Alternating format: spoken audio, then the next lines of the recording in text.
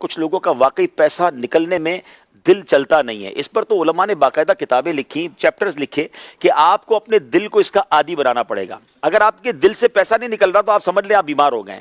اب اس کا طریقہ یہ لکھا کہ بہت تھوڑے پیسوں سے شروع کریں. زکوٰۃ تو خیر پوری دینی پڑے گی, لیکن پورا سال, یعنی اگر آپ 5 روپے روز کے دینا شروع کر دیں, پھر اس کو 10 روپے کر دیں, پھر اس کو 50 روپے کر دیں, پھر 100 کریں, پھر 500 کریں, پھر 1000 کریں, اور خاص طور پر آپ جو ہے وہ سخاوت کے فضائل پڑھیں اور اس یقین کے ساتھ پڑھیں کہ نبی پاک علیہ الصلوۃ والسلام نے قسم اٹھا کر فرمایا کہ میں اللہ کی قسم کھا کر کہتا ہوں اللہ کی راہ میں خرچ کرنے سے مال کم نہیں ہوتا. تو یہ کنفرم ہے, جو خرچ کرتے ہیں اس کا مال بڑھ رہا ہے. تو پھر آپ بخل کیوں کر رہے ہیں؟ آپ خرچ کریں, آپ کا بڑھے گا. اچھا ایک اور سوال کر لیتا ہوں جس سے آپ کو اور 2-4 والا جواب مل جائے گا.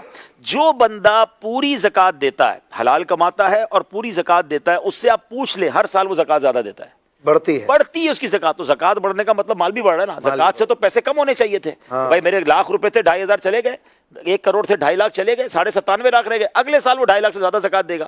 کیسے دے گا؟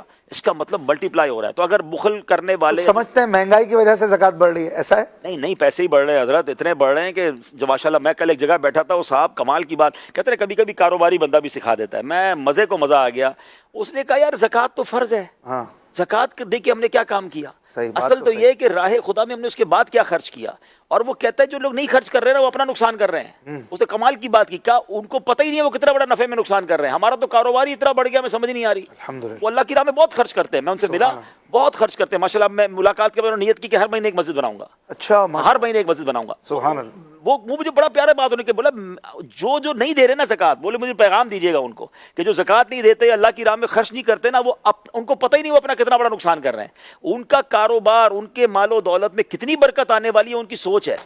یہ وہ تمام چیزیں ہیں جو پتہ چل رہی ہے کہ جو خرچ کر رہا ہے. اور یقین کریں اشفاق بھائی, دعا کریں, آپ بھی کریں, میں اپنے لیے بھی کرتا ہوں, اللہ مجھے اور آپ کو اللہ کی راہ میں خرچ کرنے کا مزہ دے دے.